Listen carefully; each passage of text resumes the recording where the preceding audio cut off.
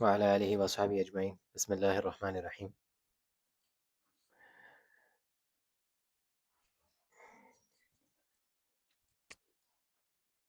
After, alhamdulillah, completing a big part of the Salah course, I had a question, and there's a reason for the question, which I will also disclose right now. But first, we'll go through the question.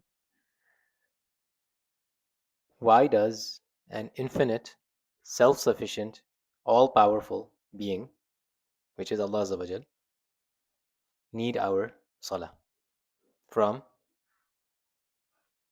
a dependent, weak, transient, temporary being?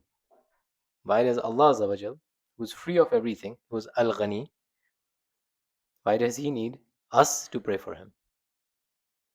Is the question clear? Who would like to respond? I'm not looking for the right answer. I'm just looking for an answer. Who would like to respond? Eventually, you'll have to respond. If nobody responds, they will have to respond. So it's better to just volunteer, and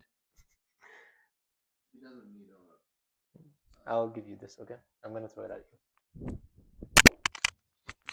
So, Yeah.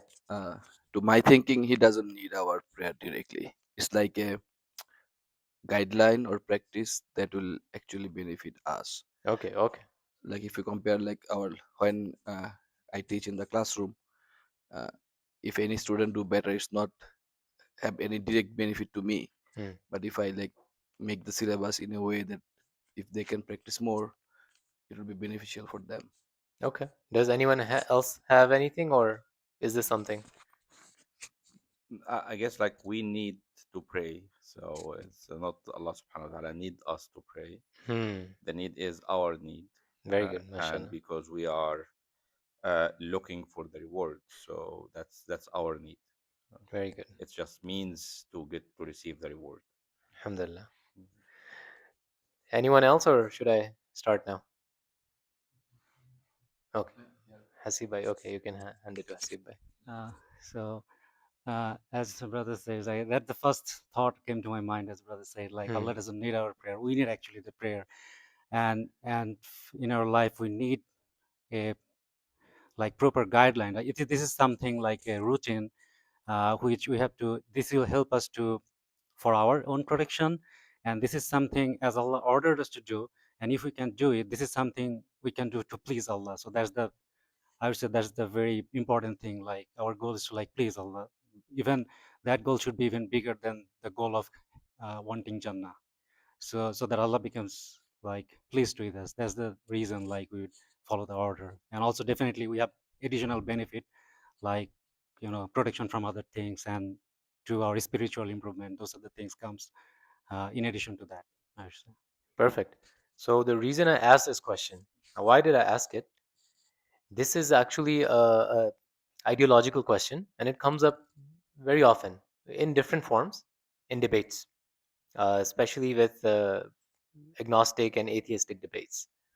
The reason I asked the question is not to test anyone, but for us to understand why we are doing it the way we are doing it. Like for us, for me, for example, it's not difficult to just memorize a portion of the book and just deliver it. It's easy. But to actually break it down and approach it not pedagogically, but andragogically, it's different. What that means is, there are different teaching methods. So when we do something andragogically, what we are actually saying is that you guys are mashallah professionals, and you have an intellect of yourself, and you have certain thinking patterns, frameworks.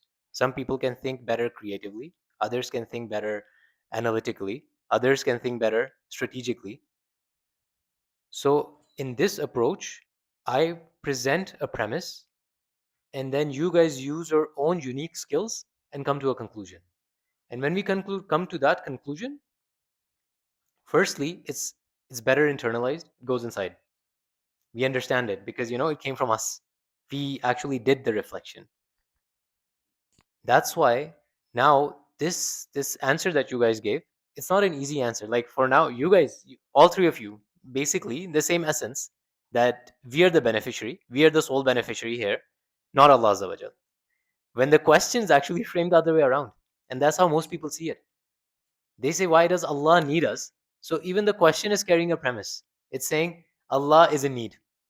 And now to answer that question, you're like, yeah, why does He need us? It's a doubt. And what the problem is, we are living in a postmodern age. You know how there are different, as time passes by, there are different sections of time arranged by thought patterns. So this is the postmodern age. The I don't want to bore anybody, but just really, really quick, a summary. There are hallmarks of every age of how we think. In the postmodern age, there are three hallmarks. One of them is skepticism, and you'll see it all the time, everywhere.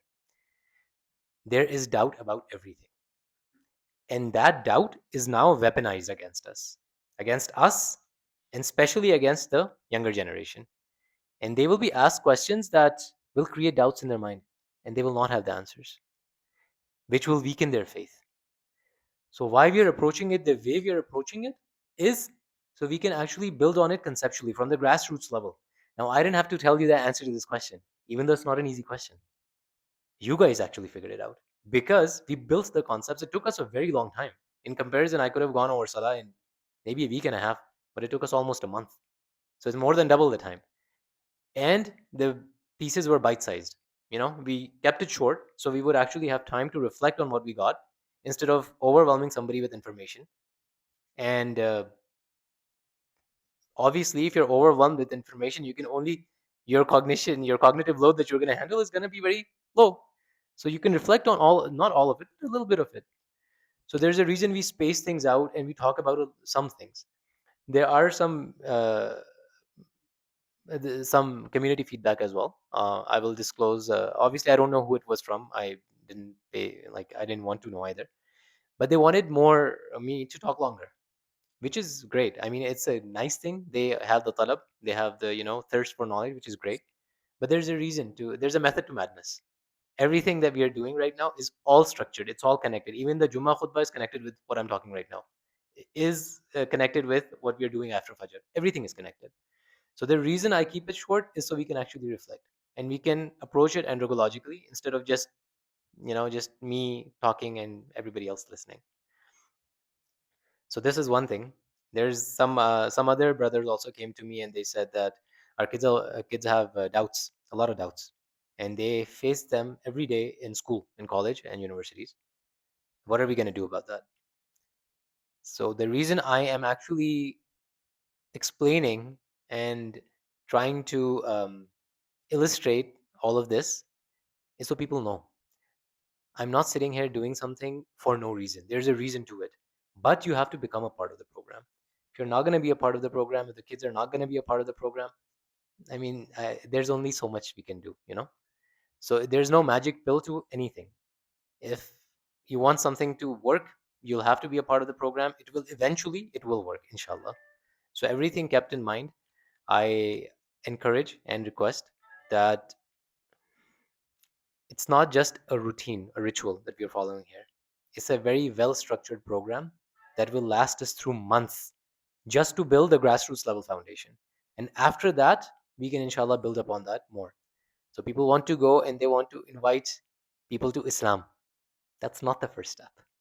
If we aren't acting on Islam, even if you can get somebody in the masjid, he will have an image that will probably not invite him again. It will be even difficult to invite him again the second time. The first time, it's easy. The second time, it gets harder. The third, even more. So we do it the first time, but we do it right. And once we do it right, inshallah, they'll stay. The beauty of Islam, the robustness, intellectual, spiritual, there's no match. So may Allah Azza wa Jal enable us to understand and reflect on what we learn and inshallah implement it in our actions. Jazakumullahu khairan. سبحان الله وبحمده سبحانك اللهم وبحمدك نشهد أن لا إله إلا أنت نستغفرك ونتوب إليك